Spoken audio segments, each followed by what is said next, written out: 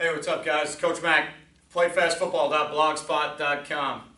Before I get this video started today, I just want to give a quick shout out to Oakleaf High School and their coaching staff and players. We played them Friday night in our spring game, and they beat us in the first half 14-0.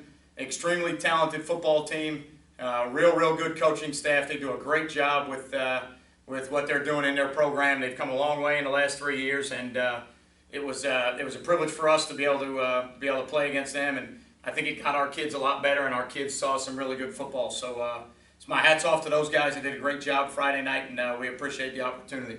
We're going to talk about today is what I would call old school 11 robber coverage, and it kind of goes back to maybe mid-90s, early 90s. A lot of stuff that Chuck Amato was doing at Florida State, and Nebraska was playing it, and it's not the in vogue robber term that you would be used to hearing today, which is 8-man front robber stuff.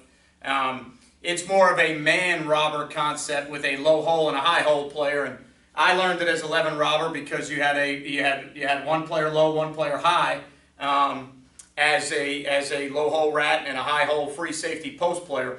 So I was taught in the mid 90s by a guy that I coached with in college, and he called it 11 robber, and that's what I've known it as all along. But you don't see it as much anymore, but you do still see it with some spread teams and some quarterback run teams, and some of the things that you need to keep an eye on with the quarterback or a very mobile quarterback. You'll have a lot of coverages that become trap coverages or coverages where there is a low hole rat for the quarterback and maybe a high hole post player.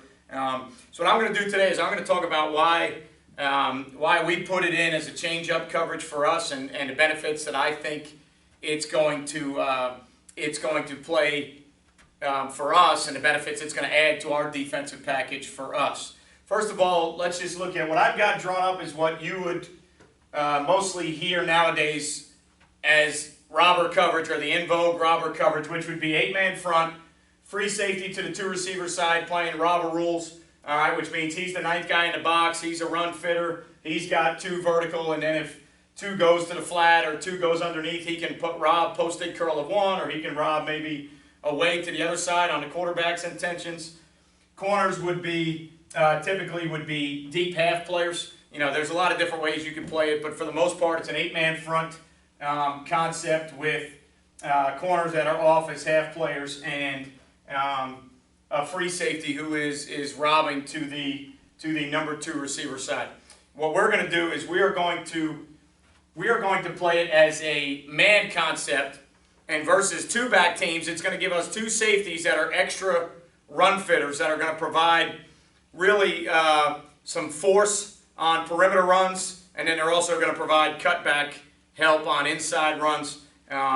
You can play it a couple different ways. If you wanted your ends to play wide, back in the Florida State days, their ends used to play in wide nines and jet techniques, and they would be up the field players, and they would turn everything back into the robber players.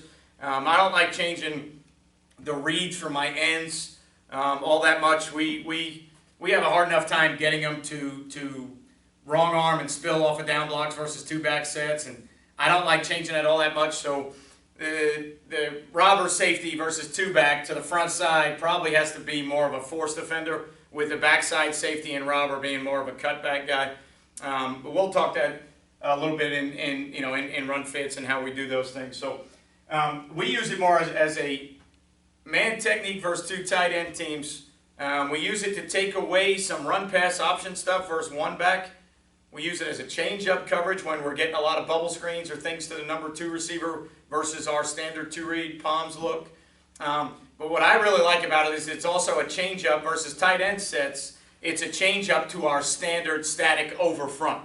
As I mentioned in a lot of other blogs that I've done on our defensive stuff, we move a lot, we stun a lot, we pressure a lot, because I think the standard over front can be blocked by just about everybody in the country.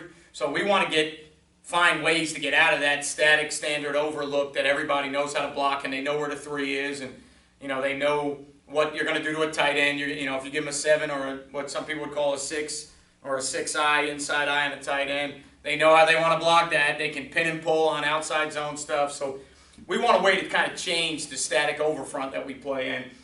the 11 robber coverage kind of gives us a way to do that, all right, because versus tight end sets, what we are going to do, all right, is we are going to vice and press the tight end. All right, so what we're going to do is we're going to put our strong safety inside eye on the tight end, and then we're going to take our defensive end, and we're going to play him in a wide 9 or a wider 9. All right, we're going to take our corners, and we're going to go ahead and play press man. All right, and then we're going to take our safeties, and we're going to play quarters concepts, you know, or robber concepts with both safeties to where they are run players first, they are downhill run fitters first, all right? But then if we do get pass, their responsibilities on pass are now going to change, all right, which is different than regular robber coverage where they would rob posted curl or, you know, rob off of whatever you declare the release of number 2 is. You know, they can rob different things. Here, they're going to go low hole, high hole. And one guy's going to become a rat for screen, draw, shallow cross. The other guy's going to become a high hole post player so that you can play aggressive man. You may even want to play aggressive man with outside tilt. All right, so your guys can be underneath and outside all the vertical things, so maybe that post safety can help. A lot of different ways that you can do things. We're going to start just with our typical inside eye press alignment when we play man. So versus a 2-back set, this is what it would look like, okay? Our strong safety is going to play man on the tight end. All right, so he's going to have the tight end everywhere he goes. He's going to play inside eye of the tight end so that the tight end hopefully can't get down to the Mike linebacker. All right, he's going to try and eat up that inside C gap with the end coming off the edge hard. The end should be able, versus 2-back tight end stuff, the end should be able to set the edge from that side. All right, we have the free safety as a potential edge player versus toss or, you know, buck sweep or outside runs that could get out there. But from a wide 9, the end should be a guy that can set the edge with your strong safety being an inside C-gap player, man-to-man on the tight end. All right? And one thing that you're going to want to do is in any schemes where the tight end tries to block out on that defensive end, you're going to want to try and replace that with that strong safety. So if your tight end were to try and reach your fan out to the end, you want to try and replace that with that strong safety so you can replace that number and not waste that body coming off the edge where your strong side defensive end is. All right. Your inside linebackers are going to play, all right, a bracket coverage or a banjo coverage. All right. These 2 guys are going to play the backs in the backfield. All right. So they're going to play the backs in the backfield man. All right. So they're going to play first man their side. They're going to play, if we were to get full flow, all right, then the front side guy is going to play the widest and the deepest, and then the backside guy can play the cutback of the inside most back, or he will tempo the football on the backside hip. All right. Again, a lot of different ways you can do those things. All right. Can't get into all of them today, but in general, what we teach is if it's full flow, front side guy has the widest, deepest back, backside guy becomes a cutback player, and then your robber safeties become the cutback players behind that. If your backside man player gets over the top of it, in man schemes you can get hurt real bad. When you're playing a robber scheme, as long as your backside safety can tempo off the will, you'll be in great shape if the will runs too fast. All right, so we're going to fit our runs in the passing game. We're going to fit these 2 guys. In practice, we're going to work split flow, full flow, wide flow. We're going to work all those different things. For instance, if you were to get dive option, you would want your play side back to go over the top, all right, to the deepest back on the pitch, and you would want your backside linebacker to play front side on the dive. All right, you'd want him to get over the top front side dive and let him go to the pitch. All right, as a standard rule, that's what we do. If we're getting hurt by the dive, all right, in this coverage, we are not in this coverage a ton. It's a change-up for us. If we were getting hurt by the dive in this coverage, and we would put the front side backer on the dive, let him run because we have an extra player to the pitch. I don't like trying to play the robber player on the pitch. I like the robber player running the alley inside out quarterback to pitch. All right, but if you don't work on dive option enough in these man concepts, if your backside guy is trying to play the pitch while your front side guy fits the dive, he's never going to get there. So you want your front side guy to be able to get over the top to the pitch. You'd like off a down block your end to squeeze and play the dive. All right, and then you can have your alley player with an overlap linebacker running to get almost 2 on the quarterback. All right, and then you could change up, you know, you could change up how you want to play your ends on each side. You could take your rush end and you could play him out on the quarterback, and you could fit the dive underneath. All right, wasn't really determined, or I didn't want this to be a dive option clinic, but you got to talk about your backs playing man-to-man, how those backs disperse in the backfield. You got to talk about full flow, fast flow, split flow. But in general, it's basically a man scheme underneath. Now, the only thing we don't do that Florida State used to do and Chuck Amato used to do is they used to pass the tight end down. All right, their Sam linebacker would pass that to the Mike, and he would then fit off one of the backs coming back. A lot better in pass coverage, helps them in the power play. I don't think we have enough time and enough reps to get that done in that coverage. You know, that's back when Florida State used to play, you know, jet robber almost every down, and that was their standard call. They'd be in jet robber almost every down, so they repped that a ton over and over. Because we're not a robber down or a robber coverage team, 11 robber every down, we don't have enough time to rep that, so we kind of stay man-to-man on a tight end, and then we try and get where we need to get with the Mike and the Will. And we hope that the end being wide, all right, we hope that the end being wide from the strong side will contain runs back inside to the backers and the two robber players. And we're hoping, based on the matchup, we're hoping that our strong safety is good enough to just hold the point of the C-gap. Now, really, in essence, what I wanted to talk to you about today was not only the coverage portion of it, but I also wanted to talk to you about how that changes our static over front now. That now gives us a guy viced on a tight end with a guy coming off the edge, so now they have to adjust how they want to block that front, how they want to block the power play, or how they want to block the counter, the ISO, the inside zone. All right, they could probably still run their interior traps the same, not going to affect that. But anything that was outside zone or possibly inside zone, when you go from our standard overlook, all right, which our standard overlook is where you got the 7 here, and then you've got the strong safety sitting out there, all right?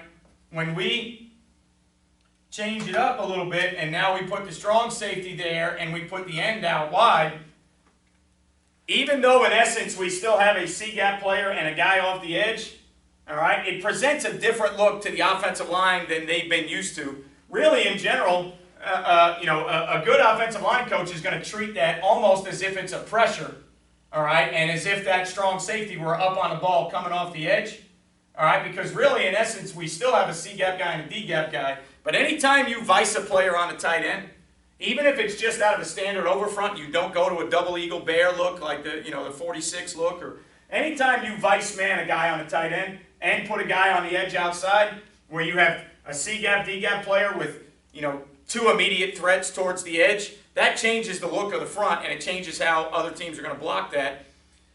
So we're hoping that as a change-up, even though we're talking about 11 robber as a coverage, we're hoping that how we press and vice a tight end, we're hoping that look gives offenses a little bit more trouble and more to prepare for, because now they got to talk about that front when it's viced and the front when it's a normal 7 technique, and where they're going to try and arc release to and who they're going to try and kick out. And it's not the biggest change up in the world, but it's enough of a change up with the vice on the tight end. It's enough of a change up where it presents a different look for that offense, all right, than our standard over front. Okay, so we're going to be man-to-man on the corners, man-to-man on number 2 with the strong safety. Linebackers versus 2-back sets are going to bracket banjo, however you want to make that call, green dog, a lot of different terms you can use. They're going to play first man my side. They're going to play their split flow, full flow, fast flow rules and responsibilities. Our interior guys, we still have a 1 and a 3. We still have the backside rush end. And then we're going to play hard robber techniques to where those safeties are going to be at about 8 yards versus 2-back sets. And they're going to roadrunner, hop, buzz their feet, whatever, a lot of different ways to teach it. All right, some guys bounce or buzz their feet, which we call Roadrunner because it looks like your feet are moving but you're not going anywhere, like the old the Roadrunner comic where his feet were spinning 100 miles an hour but he was still there before he took off. So we're going to do that. We're going to Roadrunner our feet to read, run, or pass. If we get run, we're coming downhill right now. Your keys could be anything from end man on the line to uncovered to backs in the backfield, depending on what you think your opponent does. You can have those guys key whatever it is you feel like gives them the best read. And then from there, we're coming downhill to flow. If flow's coming at me, all right, I'm going to fit the first window when needed. If it's fast flow, I might become, all right, a force player over the top. If the run's away from me, I start to become a cutback player. Free safety would like to play behind the Mike. Weak safety would like to play behind the Will on runs away from Okay, so we're getting a good hard 9-man box. All right, we're up playing press man to take away quick game and easy throws on the outside. All right, and if we were to get past, okay, our weak safety, if we were to get past now, our weak safety is going to come down, and he's going to be what you would call the low hole. Our free safety is going to spin middle, and he's going to be what you call the high hole player. So if we were to get play action pass or drop back pass or whatever the scenario may be, all right, even though we're playing aggressive man-to-man, we're playing 2 zone players in a low hole and a high hole, all right, where we can be spying screen, draw, quarterback scramble, shallow cross. We can be over the top to take care of the posts and the throws that go over the top that can beat you when you're playing aggressive man coverage. All right. If we do get beat on underneath shallows or anything, or outside comebacks or anything, the ability to have a high hole player as an eraser, all right, and a high hole player that's playing zone concepts that can help on a slant to get it on the ground. All right. If you get beat on shallow cross or dig, he can help get it on the ground. So it's a man concept, okay, but it's got high hole, low hole zone players that help you versus screen, draw, shallow cross, deep posts over the top, and also help guys get on the ground if you give up plays in the passing game. All right, they help you get guys on the ground. So as the play were to disperse, all right, you would have the end up off the edge. There's your 3 technique. There's your 1. There's your 5. All right, we've got bracketed man on the backs, low hole, high hole. All right, we are press man out here. We are press man out there. Okay, all right, so just as a change-up coverage, we like it. It's a 9-man front versus the run. We feel like we can get real aggressive versus the run. We feel like the vice look on a tight end with the end coming off the edge presents a little bit of a problem, especially if you got an active, real good speed edge guy coming off the edge. All right, power plays and things like that. He can really be a disruption on those. Anything sprint out, toss, things going to the perimeter, your standard 2-back run things. All right, he can really be an issue coming off the edge hard, depending on the type of player he is. And I think it just gives the offense an issue in general when you create that hard 3-man surface to that side. Okay. Again, it really doesn't look a lot different than our generic alignment with a 7 and an outside linebacker. But when he's viced and he's up humming off the edge, I think it presents a few more problems that our standard overfront doesn't present. And it also lends itself into some other things we do in the blitz game. Okay. Now, if they were to break, all right, if you were to get 2-back without a tight end, all right, all our rules stay the same. This is the beauty of playing the 4-2-5. If you were to get personnel that breaks, all right, if you were to get possible 2-back stuff without a tight end, all right, we get right back to our normal front. We still keep our backers in the box, all right, to play bracket man. Our strong safety plays the number 2 receiver, all right. We still have our corners playing press man. And then we still have our free safety, weak safety in a position to play robber coverage. Now, depending on who we're playing and what they like to do, we might not be at 8. We might be at 10 if it's shotgun 20 personnel and not 21 personnel. All right, but we still have the 2 robber players. All right, we still are playing press man there, okay, man there. All right, we're playing bracket man off the 2-backs, and then we have these 2 guys, all right, where we have, he's playing high hole, robber. He's playing low hole, robber. So that if we get hard 2-back runs, these guys will be downhill run players. We're safe versus play action because we're playing man on the backs and the wideouts, all right.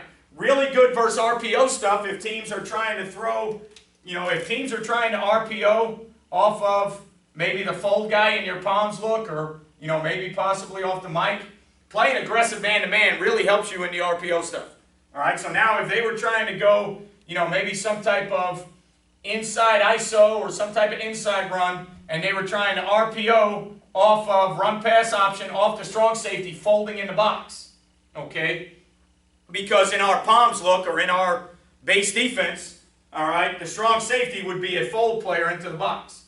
So if they were trying to get some type of RPO, maybe with a bubble screen or something like that, Now the man scheme helps us play that more aggressively.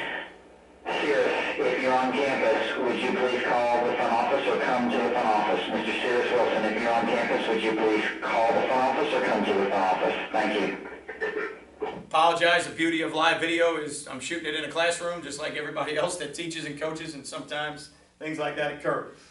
If you were to get RPO stuff, we're playing it in aggressive man coverage. So now we can play the bubble man, we're playing everything else man if they were trying to throw snag off it or underneath. And then we also have these two guys extra, all right, to be able to fit, all right, to be able to fit the run game, all right, if we went, depending on how they blocked it up front or how they, if we fit it there to there, he's the cutback guy there, and then he's the extra guy to fold or be off the edge there. So we still have two extra hats versus the run game that are playing aggressive versus the run, all right, we can fit those things up, pretty well within maybe not as sound as our 8-man front stuff and 2 reader palms, but we still feel like we get a pretty solid run fit with those 8 players coming down. All right, and we're playing aggressive man, so we can take away some of the RPO stuff. All right, so again, just a change up from how you play your normal coverage, because again, for us, all right, and for those that play this style of defense, for us, okay, we are a palms 2-read team. I'm going to draw up an under front for you. All right. I'm just going to draw up this under front for you and show you, exactly why and how.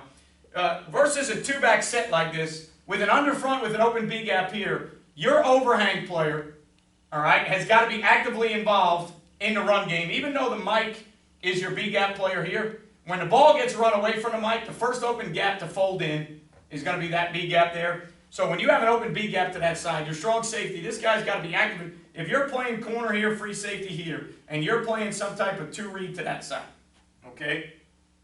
If you're playing some type of 2-read to that side, this strong safety normally has to be apexed a lot tighter to the box because of his immediate fall into the B gap.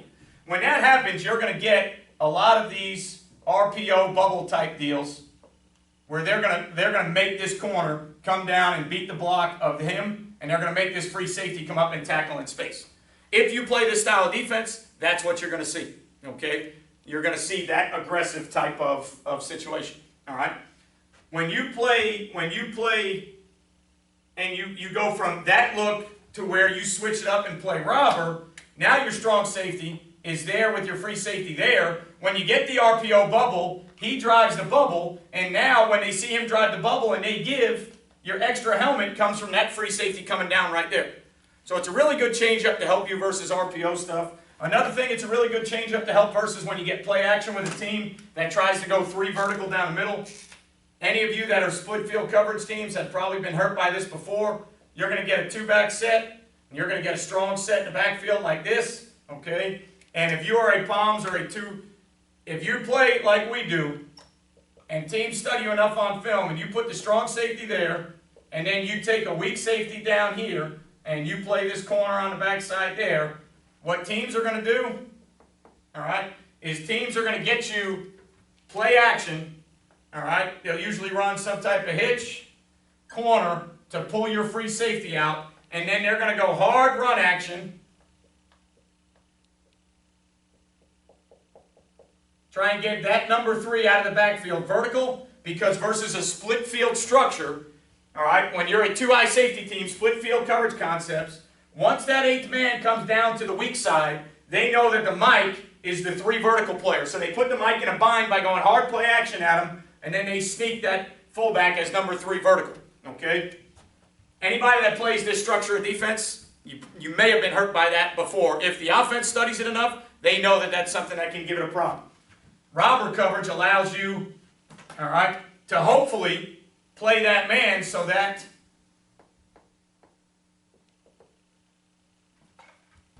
the release of that back will take the Mike to him. But even if it doesn't, okay, what it allows you to help, or it helps you do, is even if the release of this back, and if the Mike gets beat and doesn't realize that that release is outside, all right, and that's the possibility that 3 can only go vertical if your release is outside. I have seen a couple teams that have snuck him inside, but not all that much.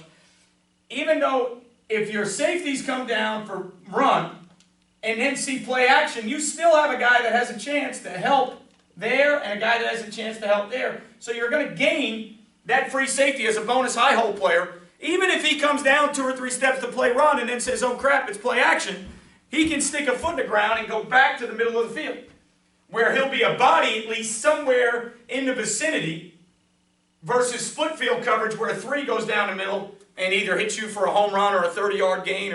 So that's another scenario where robber coverage can really help you out in RPO stuff and then also in play action stuff. Okay?